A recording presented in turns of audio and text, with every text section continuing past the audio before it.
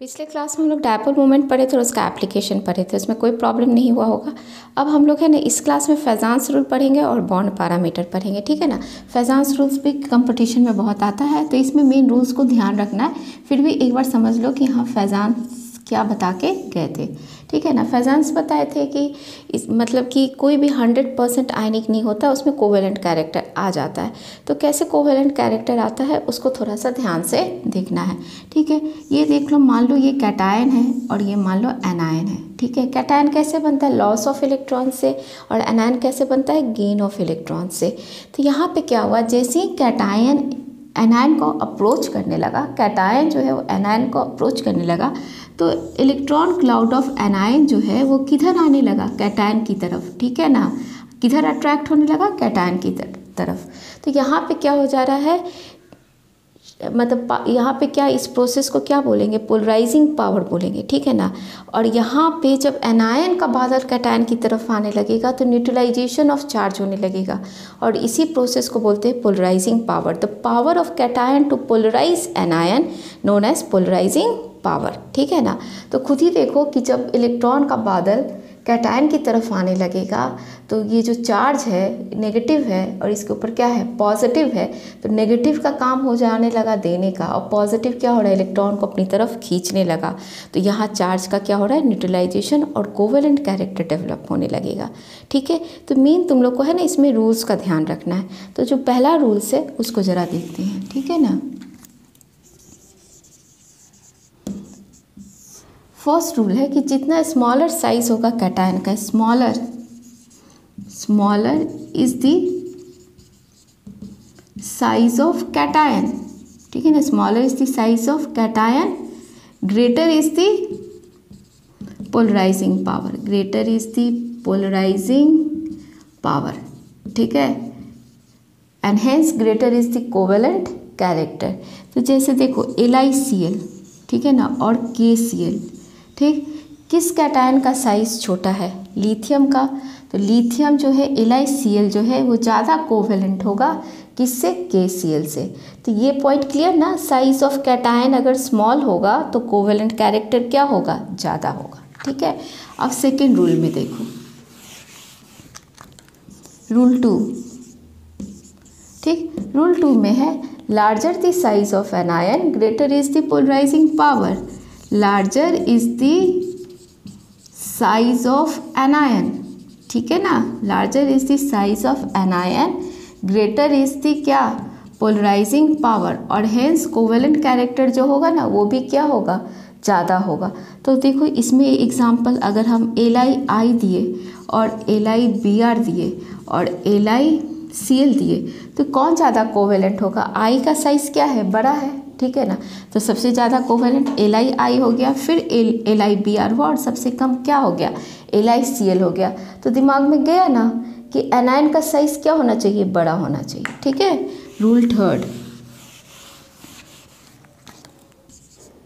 Third में है greater is the charge on cation, more is the polarising power, and hence greater is the covalent character, ठीक है। तो देखो AlCl3, ठीक है ना, MgCl2 और NaCl किस पे है? इस पे AlCl3 पे, अल्मोनियम पे +3 है, इस पे +2 है, इस पे +1 है। हमने जितना ज़्यादा चार्ज होगा, ठीक है ना, कैटायन पे उतना ही ज़्यादा उसका क्या होगा? पोलराइजिंग पावर होगा। तो इसमें कौन सबसे ज़्यादा है? AlCl3, फिर उसके बाद MgCl2 और फिर NaCl। तो कोवेलेंट इन नेचर कौन हो गया सबसे ज़्यादा? AlCl3। तो ये भी पॉइंट क्लियर। अब रूल 4 में आ जाओ। रूल 4 थोड़ा ध्यान से देखना। अगर दो कैटायन लिए, ठीक है ना, दो कैटायन लिए, दोनों का साइज सेम है, सेम साइज, लगभग same size, and same charge भी क्या है? सेम है। तो कैटायन जिसके पास सूडो नोबल गैस कन्फिग्रेशन होता है 18 इलेक्ट्रॉन्स इन आउटरमोस्ट सेल, ठीक है ना, is more covalent as compare to noble gas configuration. Noble gas configuration हो गया 8 इलेक्ट्रॉन्स इन आउटरमोस्ट सेल, ठीक है। तो जरा एग्जांपल देखना, NaCl, ठीक है ना, NaCl और CuCl। NaCl में, ठीक है, और CuCl में चार्ज Na के ऊपर भी +1 है, कॉपर के ऊपर भी +1 है। यहाँ चार्ज और साइज लगभग सेम है, तो हम लोग क्या करें, सोडियम का है ना NaCl है, तो यहाँ क्या है Na+ में क्या लिखोगे, 11 होता है ना, तो 28 लिखोगे। CuCl तो Cu+, ठीक है ना, इसमें कितना तुम्हारा हो जाएगा, 2 8 18 हो जाएगा, 2 8 18 हो गया। तो सूडो नोबल गैस कॉन्फ़िगरेशन किसके पास है, Cu+ के पास है ना 18 इलेक्ट्रॉन्स इन आउटरमोस्ट शेल, ठीक है ना, और NaCl के पास क्या है, नोबल गैस कॉन्फ़िगरेशन है। तो कौन ज़्यादा कोवेलेंट इन नेचर हो गया, CuCl। तो CuCl is more covalent than NaCl। तो यही 4 रूल्स है। तो पहला रूल्स क्या बताया कि कैटायन का साइज़ छोटा, सेकेंड रूल्स क्या बताया एनायन का साइज़ बड़ा, और थर्ड रूल क्या बताया कि चार्ज ऑन कैटायन ज़्यादा, और फोर्थ क्या बताया कि सूडो नोबल गैस कॉन्फ़िगरेशन का कोवेलेंट कैरेक्टर क्या होगा, ज़्यादा होगा। ठीक है, अब इससे हम लोग कुछ क्वेश्चन करेंगे। अब देखो इससे हम लोग क्वेश्चन बनाएंगे, ठीक है ना। पहला क्वेश्चन तुम्हारा IIT मेंस का क्वेश्चन है, सेकंड तुम्हारा मेडिकल का आया हुआ है, तो आराम से इजीली बन जाएगा। देखो ना, among the following the maximum covalent character, maximum covalent character किस में होगा, खुद ही बता दो किस में होगा। पहला FeCl2 है, सेकेंड है SnCl2 है, थर्ड है AlCl3 और फोर्थ है MgCl2। किस में कोवेलेंट कैरेक्टर सबसे ज़्यादा होगा, FeCl2 पे +2, इस पे क्या है +2, इस पे क्या है +3 और इस पे क्या है +2। तुम क्या बताए थे कि थर्ड रूल मेरा क्या था कि जितना ज़्यादा चार्ज ऑन कैटायन होगा उतना ज़्यादा कोवेलेंट कैरेक्टर होगा। तो मेरा कौन सा ऑप्शन जाएगा, थर्ड ऑप्शन जाएगा। ठीक है, नेक्स्ट जरा क्वेश्चन देखो, the correct order of decreasing polarising power, decreasing polarising power होता है तो एनायन का साइज़ क्या होना चाहिए, बड़ा होना चाहिए, उसके पास ज़्यादा पोलराइजिंग पावर है। खुद ऑप्शन में देख लो कि हाँ किसका होगा। पहला में Cl आगे है, Br फिर IF है, सेकेंड में F- I- Br Cl- है, थर्ड में देखो I- Br Cl F, फिर फोर्थ में F-, फिर क्लोरीन, फिर ब्रोमीन और फिर क्या कहते हैं आयोडीन, ठीक है ना, I- है। बता दो खुद, तो कौन सा ऑप्शन जाएगा, सी ऑप्शन। क्यों, क्योंकि I का साइज़ क्या होता है, बड़ा होता है, जिसके कारण पोलराइजिंग पावर इसमें ज़्यादा है। ठीक है ना, तो ये मेरा हो गया फैजान्स रूल। अब हम लोग बॉन्ड पैरामीटर्स पढ़ेंगे।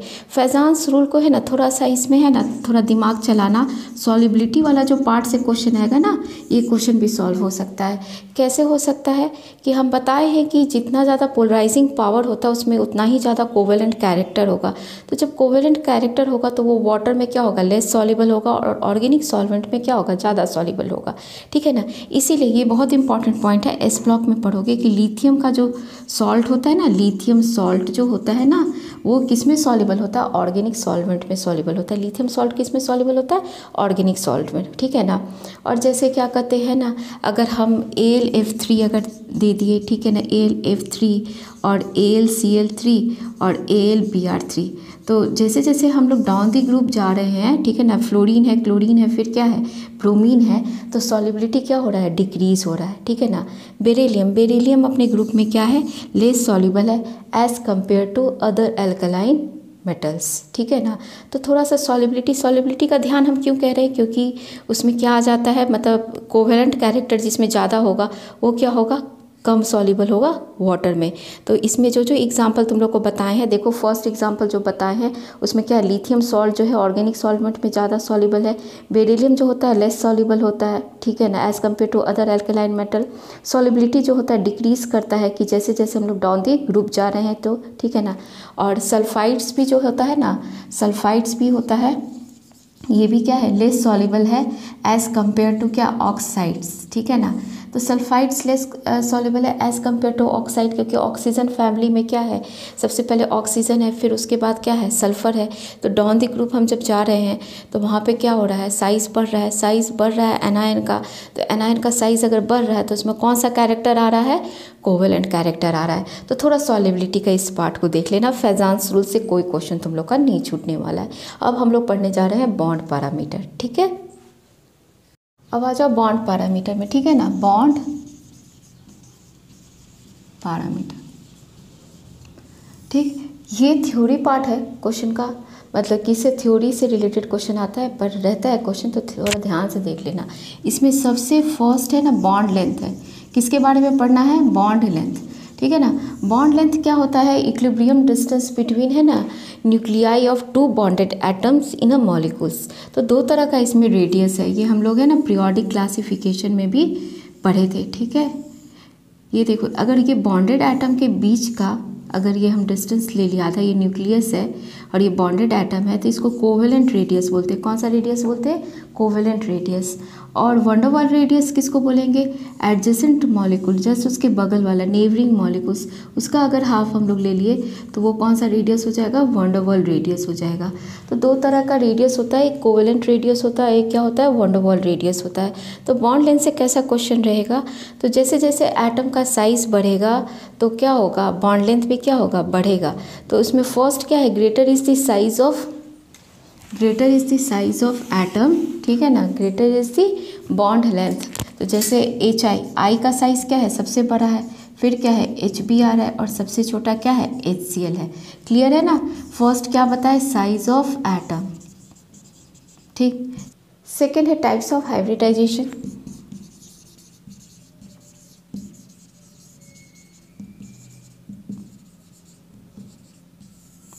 ठीक है ना। तो sp3, sp2 और sp में जिसके पास जितना s कैरेक्टर होगा उसका बॉन्ड लेंथ उतना ही छोटा होगा। ठीक है ना। तो सबसे ज़्यादा क्या होगा, sp3 का बड़ा होगा, फिर उसके बाद उससे छोटा sp2 और फिर क्या हो जाएगा sp। तो यहाँ पे क्या पॉइंट नोट कर लेंगे कि greater is the s character, ठीक है ना, more electronegative in nature and shorter is the wave, shorter is the bond length. ठीक है, तो हम क्या क्या बोल रहे हैं, greater is the S character, जितना ज़्यादा एस कैरेक्टर ज़्यादा होगा, ठीक है ना, उतना ही ज़्यादा क्या होगा, इलेक्ट्रोनेगेटिव इन नेचर, उतना ही क्या होगा, इलेक्ट्रोनेगेटिव इन नेचर। ठीक है, और उतना ही ज़्यादा क्या होगा, उतना ही छोटा क्या होगा, बॉन्ड लेंथ होगा। शॉर्टर इज दी क्या होगा, bond length, shorter is the bond length. तो ये लाइन क्लियर है ना। हम बोल रहे हैं कि एस कैरेक्टर ज़्यादा तो इलेक्ट्रोनेगेटिव कैरेक्टर ज़्यादा, shorter is the bond length. ठीक है, अब थर्ड है मल्टीप्लिसिटी ऑफ बॉन्ड। ठीक है ना, थर्ड क्या है, मल्टीप्लिसिटी ऑफ बॉन्ड। मतलब greater is the number of bond, shorter is the bond length. ठीक है ना, greater is the number of bond, shorter is the bond length. तो देखो ये सिंगल बॉन्ड का बॉन्ड लेंथ क्या होगा, ज़्यादा होगा। ठीक, और डबल बॉन्ड का क्या होगा, उससे कम होगा, और ट्रिपल बॉन्ड का सबसे कम होगा। तो जितना ज़्यादा नंबर ऑफ बॉन्ड होगा उतना ही शॉर्टर क्या होगा, बॉन्ड लेंथ होगा। तो ये 3 पॉइंट याद रखना है। पहला है साइज ऑफ एटम, एटम का साइज ज़्यादा तो बॉन्ड लेंथ ज़्यादा। सेकेंड क्या, हाइब्रिडाइजेशन। ठीक है ना, अगर एस कैरेक्टर ज़्यादा होगा तो इलेक्ट्रोनेगेटिव कैरेक्टर ज़्यादा होगा तो बॉन्ड लेंथ क्या होगा, छोटा होगा।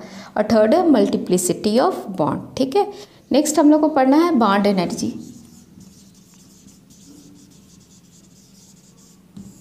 ठीक है, जैसे Cl2 है ना, इसको तोड़ने में जो एनर्जी लगेगा, ठीक है ना, उसको क्या बोलेंगे, बॉन्ड एनर्जी। तो यहाँ पे ये डायएटमिक मॉलिक्यूल्स है, हाँ, और गैसियस में होना चाहिए। क्या, किस स्टेट में होना चाहिए, गैसियस में।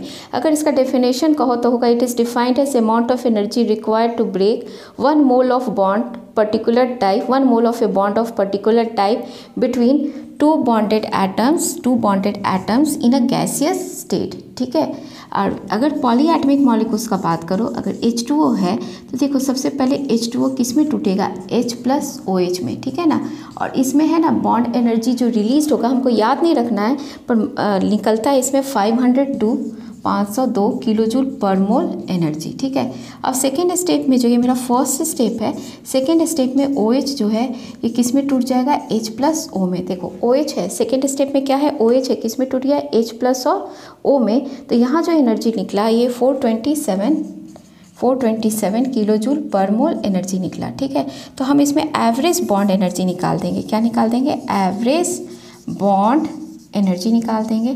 तो एवरेज बॉन्ड एनर्जी निकालेंगे तो इस दोनों को हम लोग प्लस करके, ठीक है ना, 2 स्टेप में हुआ इसलिए 2 से इसको डिवाइड कर दिए। ठीक है, अगर 3 स्टेप में रहेगा तो इसको 3 से डिवाइड कर देंगे, 4 स्टेप में रहा तो 4 से डिवाइड करेंगे, इसको डिवाइड कर देंगे तो 464.5 किलोजूल पर मोल एनर्जी आया। ठीक है ना, तो यही बॉन्ड एनर्जी है। ठीक, बॉन्ड एनर्जी किसको बोल रहे हैं कि जो एनर्जी रिक्वायर्ड हो रहा है बॉन्ड तोड़ने में, ठीक है ना, और होना चाहिए किसमें, गैसियस स्टेट में होना चाहिए। अब इसमें फैक्टर्स अफेक्टिंग बॉन्ड एनर्जी जरा देखते हैं। तो अब जरा देखते हैं फैक्टर्स अफेक्टिंग बॉन्ड एनर्जी। तो फर्स्ट एकदम क्लियर है, फर्स्ट क्या होगा, साइज ऑफ एटम होगा, ठीक है ना। तो हम लोग जानेंगे कि एटम का अगर साइज़ बड़ा होगा तो बॉन्ड एनर्जी क्या होगा, कम लगेगा। एटम का साइज़ बड़ा होगा तो HI हुआ, ठीक है ना, और HBr हुआ, तो किस में बॉन्ड एनर्जी कम लगेगा, HI में। क्यों, क्योंकि I का साइज़ क्या है, बड़ा है, ठीक है। सेकेंड है shorter is the bond length, ठीक है ना, shorter is the bond length, ठीक है ना, तो क्या होगा, greater is the bond energy, greater is the bond energy. Clear है ना। तो C डबल बॉन्ड C है, ये शॉर्टर है, ठीक है ना, इसमें डबल बॉन्ड है, और C सिंगल बॉन्ड C है, ठीक है। तो किसको तोड़ने में ज़्यादा एनर्जी लगेगा, डबल बॉन्ड को तोड़ने में ज़्यादा एनर्जी लगेगा। क्लियर है। थर्ड आ जाओ, थर्ड है greater is the number of lone pair of electrons, more is the repulsion, and hence क्या होगा, laser will be the bond energy, ठीक है ना। ऑक्सीजन में लोन पेयर कितना है, ऑक्सीजन में लोन पेयर कितना है, इसमें 2 और इसमें 2। और फ्लोरीन देखो, फ्लोरीन में लोन पेयर कितना हो जाएगा, ठीक है। तो बॉन्ड एनर्जी किस में कम लगेगा, ऑक्सीजन की फ्लोरीन में, किस में कम लगेगा, फ्लोरीन में, ठीक है। तो 3 पॉइंट इसमें याद रखना है, साइज ऑफ एटम, एटम का साइज ज़्यादा होगा तो बॉन्ड एनर्जी कम होगा। Second, shorter is the bond length, bond energy ज़्यादा। और थर्ड क्या हो गया मेरा, कि जितना ज़्यादा लोन पेयर ऑफ इलेक्ट्रॉन्स होगा उतना ज़्यादा रिपल्सन होगा और उतना ही कम बॉन्ड एनर्जी होगा, ठीक है। अब नेक्स्ट पढ़ रहे हैं बॉन्ड ऑर्डर। नेक्स्ट आ जाओ bond order.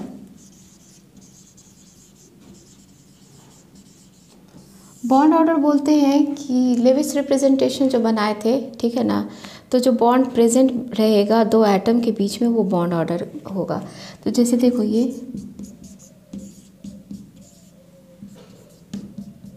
Number of bond present between 2 atoms in a molecules, तो इसका जो बॉन्ड ऑर्डर है ये क्या हो जाएगा, 1, इसमें बॉन्ड ऑर्डर क्या हो गया, 2, इसमें बॉन्ड ऑर्डर आ गया क्या, 3 आ गया, ठीक है।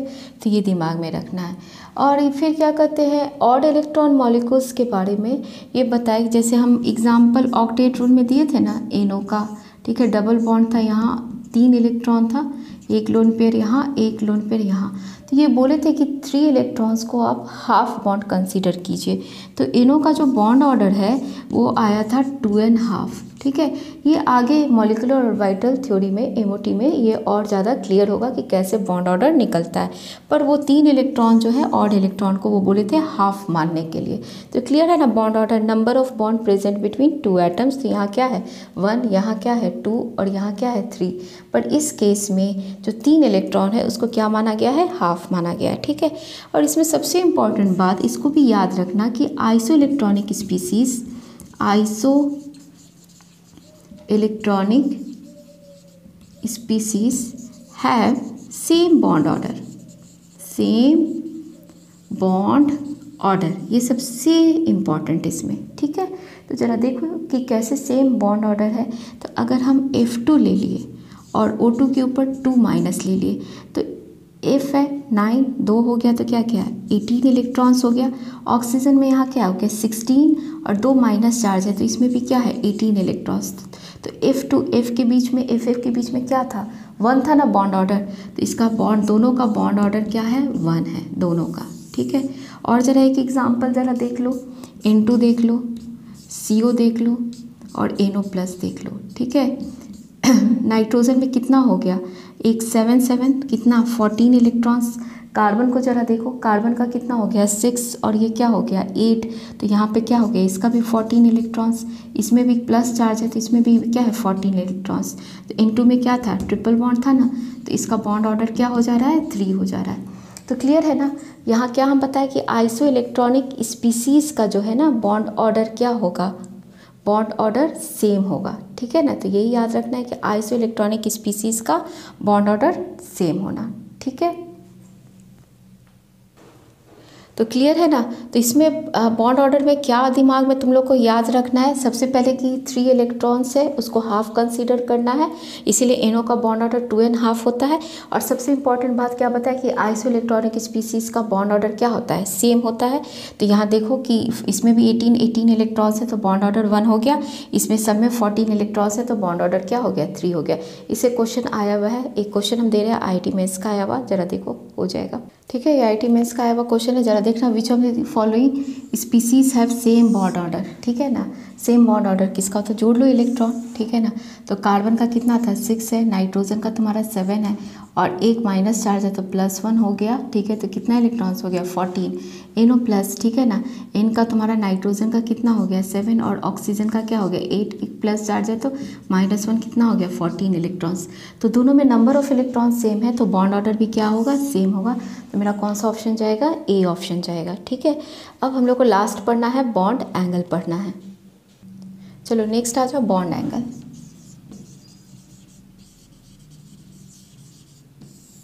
ठीक है, तो बॉन्ड एंगल का डेफिनेशन अगर करो तो इसका डेफिनेशन क्या होगा, it is defined as angle between किसके बीच में होना चाहिए, orbitals containing bonding electron pairs, ठीक है ना, around central metal atom in a molecules और आयंस। तो बॉन्डिंग इलेक्ट्रॉन पेयर्स के बीच में होना चाहिए, ठीक है। तो जैसे देखो बॉन्डिंग इलेक्ट्रॉन पेयर्स के बीच में, तो इसमें बॉन्ड एंगल इसका कितना आता है 107 डिग्री आता है, ठीक है। अब हम लोग को है ना बॉन्ड एंगल से बहुत क्वेश्चन आया हुआ है एग्जाम में, थोड़ा इसको डिटेल में पढ़ना है, NCERT से थोड़ा सा एक्स्ट्रा जाना है, ठीक है ना। तो अब देखो इसमें है ना हम बताएंगे कि बॉन्ड एंगल किस पे डिपेंड करता है, ठीक है। तो ये जितना जो केस है उसको दिमाग में रखना, तो बॉन्ड एंगल से सारा क्वेश्चन बन जाएगा, ठीक है ना। फर्स्ट है कि जितना ज़्यादा रिपल्सन होगा, ठीक है ना, तो बॉन्ड एंगल उतना क्या होगा, कम होगा। तो जरा देखो ध्यान से, हम बोले कि जिसमें रिपल्सन ज़्यादा होगा उसमें बॉन्ड एंगल क्या होगा, कम होगा।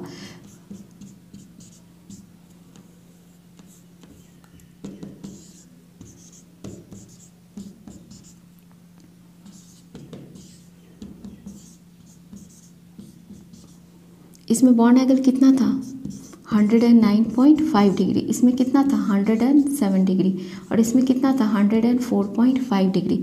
यहाँ सब तरफ बॉन्ड पेयर है, रिपल्सन सबसे कम। यहाँ क्या है, लोन पेयर और बॉन्ड पेयर, थोड़ा रिपल्सन हुआ तो बॉन्ड एंगल 109.5 से 107 डिग्री हो गया। और यहाँ लोन पेयर रिपल्सन हुआ, सबसे ज़्यादा रिपल्सन हुआ तो इसमें बॉन्ड एंगल सबसे कम हो गया। तो हम क्या बताएं कि जितना ज़्यादा रिपल्सन होगा तो बॉन्ड एंगल उतना ही कम होगा, ठीक है। तो फर्स्ट पॉइंट क्लियर है। अब चलो आ जाओ सेकेंड पॉइंट है कि जितना एस कैरेक्टर, ठीक है ना, एस कैरेक्टर जितना इंक्रीज होगा बॉन्ड एंगल भी उतना ही इंक्रीज होगा, ठीक है। एस कैरेक्टर का इंक्रीज होना तो बॉन्ड एंगल का भी क्या हो जाएगा, इंक्रीज होना। तो ज़रा देखो कि कैसे, ये CH4 ले लिए हम, ये C2H4 ले लिए और ये C2H2 ले लिए, ठीक है ना। तो CH4 में जो है कौन सा हाइब्रिडाइजेशन था, sp3 था, मालूम है। इसमें क्या है sp2 और इसमें क्या है sp। तो एस कैरेक्टर किस में सबसे ज़्यादा है, इसमें कितना एस कैरेक्टर था 25% एस कैरेक्टर था, इसमें 33.3% एस कैरेक्टर था और इसमें 50% एस कैरेक्टर था। तो किसका बॉन्ड एंगल सबसे ज़्यादा हो जाएगा, बता दो सबसे ज़्यादा किसका हो जाएगा, इसका। क्यों, क्योंकि इसका बॉन्ड एंगल तो बताए थे ना 109.5 डिग्री था, इसमें ट्रायंगुलर प्लेनर था 120 डिग्री और ये क्या था लीनियर था तो 180 डिग्री। तो बॉन्ड एंगल किसका सबसे ज़्यादा हो गया, तो एस कैरेक्टर ज़्यादा तो बॉन्ड एंगल ज़्यादा, ठीक है। अब चलो थर्ड देखते, चलो third, if the molecule is symmetrical, ठीक है ना, bond angle do not change, bond angle do not change, ठीक है। जैसे क्या हो गया CH4, इसका बॉन्ड एंगल कितना था 109.5 degree. If the molecule is unsymmetrical bond angle changes, जैसे देखो अमोनिया, बॉन्ड एंगल कितना हो जाएगा 107 डिग्री। क्लियर है, सिमेट्रिकल है तो कोई चेंज नहीं आएगा, अनसिमेट्रिकल है तो चेंज आएगा। नेक्स्ट जरा देखना, चलो नेक्स्ट है कि अगर साइज ऑफ एटम जो है साइज ऑफ साइड एटम अगर इंक्रीज़ करेगा तो बॉन्ड एंगल भी क्या होगा, इंक्रीज़ करेगा। फिफ्थ है तुम्हारा, if the size of side atom increases, बहुत इंपॉर्टेंट, ठीक है, बॉन्ड एंगल इंक्रीजेस। तो जैसे देखो फ्लोरीन का ऑक्साइड ले लिए, क्लोरीन का ऑक्साइड ले लिए और ब्रोमीन का ऑक्साइड ले लिए, इसका बॉन्ड एंगल 103 डिग्री होता है, इसका 110.8 डिग्री होता है और ये होता है 112 डिग्री, ठीक है। तो देखो F का साइज़ क्या है, छोटा, फिर उससे बड़ा क्लोरीन का साइज़ है, फिर उससे बड़ा क्या है, ब्रोमीन का साइज़ है। तो जैसे जैसे साइड एटम का साइज़ इंक्रीज़ हो रहा है तो बॉन्ड एंगल भी क्या हो रहा है, इंक्रीज़ हो रहा है। क्लियर है ना। 6 पॉइंट है, ये भी important, if the size of central atom increases, ठीक है ना, तो बॉन्ड एंगल जो है वो क्या होगा, डिक्रीज़ करेगा। बॉन्ड एंगल क्या होगा, डिक्रीज़ करेगा। तो ऑक्सीजन फैमिली का एग्जांपल ले लो, ऑक्सीजन है, यहाँ क्या है, सल्फर है और यहाँ सेलेनियम है, ठीक है। तो इसका तो बॉन्ड एंगल मालूम था ना, 104.5 डिग्री था। इसका बॉन्ड एंगल तुम्हारा 92 डिग्री और इसका बॉन्ड एंगल 91 डिग्री, ठीक है। तो क्या बता रहे हैं कि सेंट्रल एटम का साइज बढ़ रहा है, ऑक्सीजन के बाद सल्फर हुआ, उसके बाद सेलेनियम हुआ, तो बॉन्ड एंगल भी क्या हो रहा है, डिक्रीज़ हो रहा है।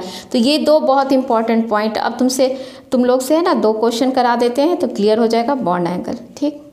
अब ये 2 क्वेश्चन ज़रा देख लो, एग्जाम का आया हुआ।